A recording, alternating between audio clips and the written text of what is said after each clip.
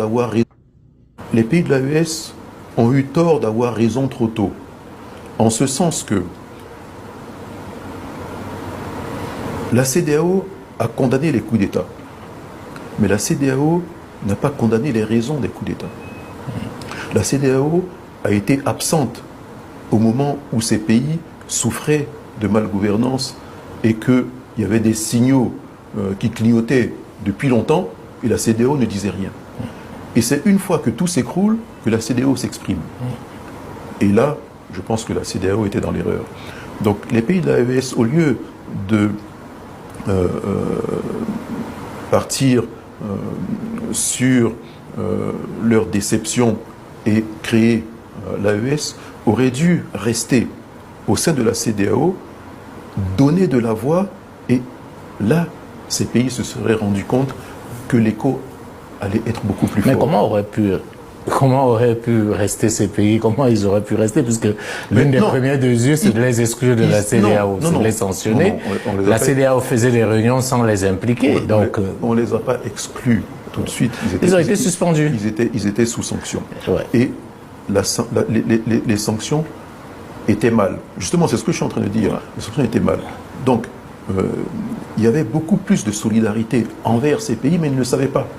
Puisque je suis en train de vous le dire, moi. En tant qu'homme d'affaires, les sanctions nous ont fait plus de tort, même à nous qu'à eux. Parce que c'est un marché pour nous. Bien sûr. Donc quand il y a eu fermeture des frontières, c'était un marché qui se fermait pour nous. Donc nous, on n'était pas satisfaits du tout. Faut pas croire.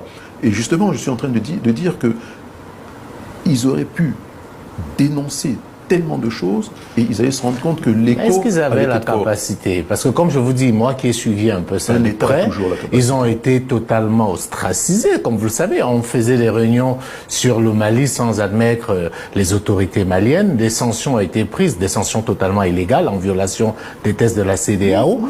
Comment est-ce qu'on peut rester dans ce cas de figure? Et pour revenir à ce que vous disiez, comme vous le savez, ils ne sont pas partis du jour au lendemain. Ils ont quand même pris du temps.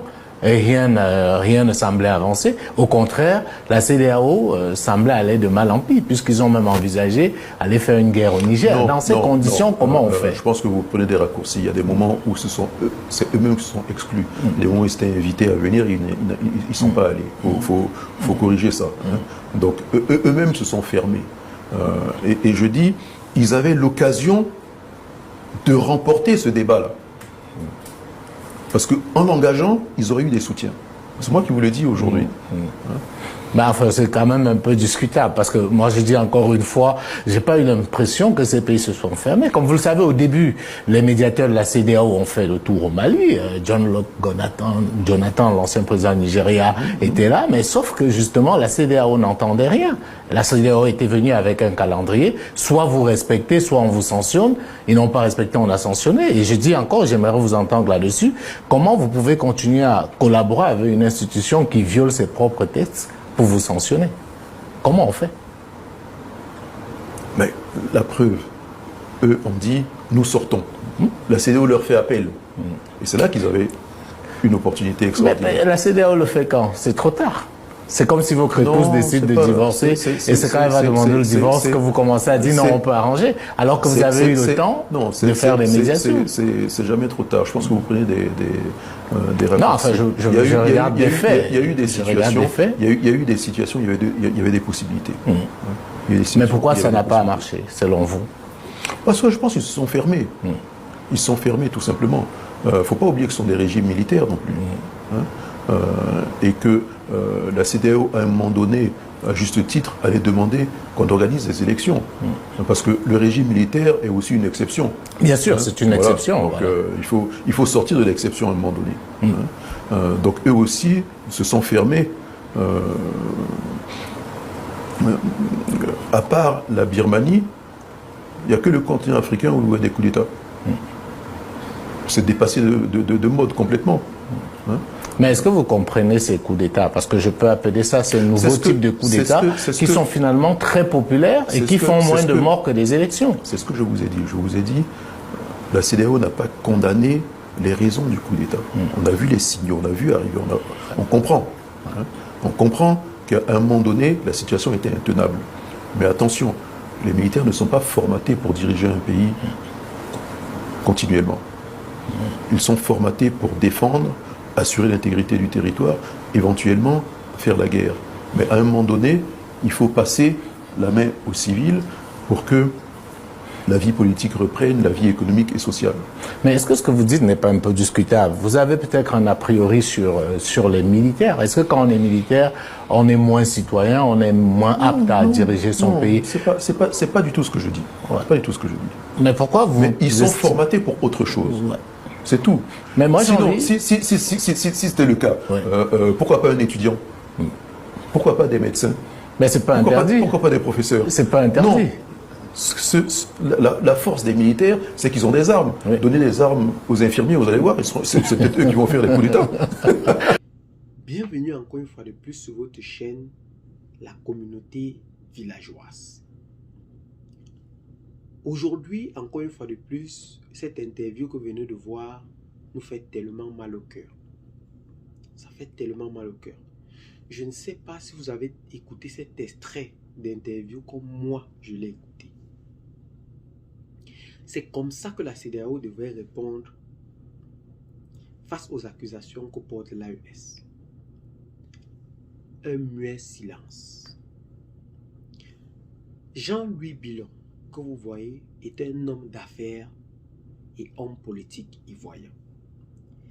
Il dit par lui-même que les sanctions illégitimes, inhumaines, imposées par la CEDEAO a aussi joué beaucoup sur leur marché parce qu'il est homme d'affaires.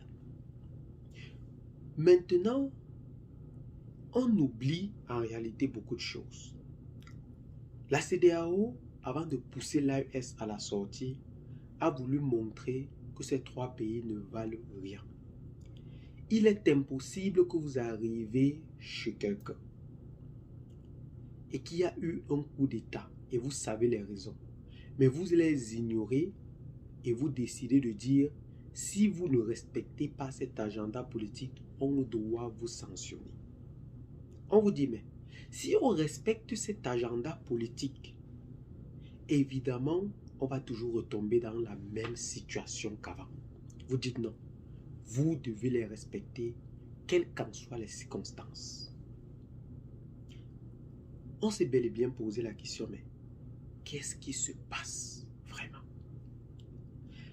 En violation donc des textes, ceux derniers ont donc imposé des sanctions inhumaines et illégitimes face au Mali, au Burkina et au Niger, à une économie déjà fragilisée que nous savons, à un peuple déjà affaibli par des attaques terroristes. Ces sanctions visaient bel et bien à vouloir rebeller la population contre ces acteurs militaires détenteurs de pouvoir qui ont fondé aujourd'hui l'AES. De favoriser encore une fois de plus l'avancée terroriste. Mais malheureusement pour eux et heureusement pour l'AES, ceux derniers ont su réellement pourquoi ils étaient au pouvoir. Ils ont pu tenir le coup jusqu'à la levée de ces sanctions. La formation de l'AES a donné naissance à de nombreuses voies que nous connaissons aujourd'hui. Non seulement l'AES a diversifié ses partenaires de coopération en se tournant vers la Russie, la Turquie, la Chine et bien plus encore d'autres pays. Nous avons vu les matériels de guerre aujourd'hui réceptionnés par le Mali, le Niger et le Burkina pour lutter efficacement contre ce terrorisme. Pour balayer enfin d'un revers de la main ces armes de la Première Guerre mondiale qui a été remis encore une fois de plus à ces pays de l'AES pour aller lutter contre ce terrorisme. À chaque fois qu'on demande un matériel, il faut au moins 10 ans pour livrer. À quoi bon on va passer le temps à demander des matériels quand ils n'arrivent jamais? On demande des hélicoptères et on nous propose des hélicoptères français pilotés par les Français sur le sol malien, incapables de livrer un bon hélicoptère pour enfin gouverner par eux-mêmes. Incroyable. Aujourd'hui, cette coopération a permis bel et bien de diversifier cela.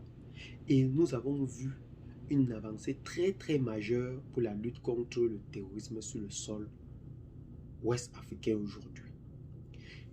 La souveraineté nationale retrouvée.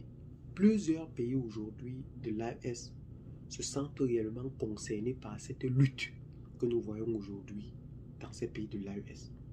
Beaucoup de personnes pensaient que cette lutte n'est que pour l'État.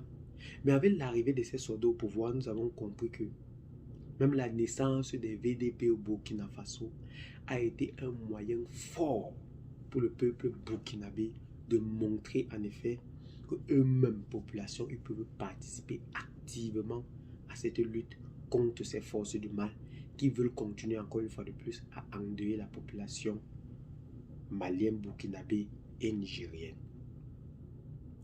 La Côte d'Ivoire aujourd'hui, qui prône tant la démocratie, se trouve aujourd'hui dos au mur à la frontière avec le Burkina Faso parce que plusieurs choses ont été bloquées à l'arrivée d'Ibrahim Traoré qui transitait par la population pour entrer du côté du Burkina Faso.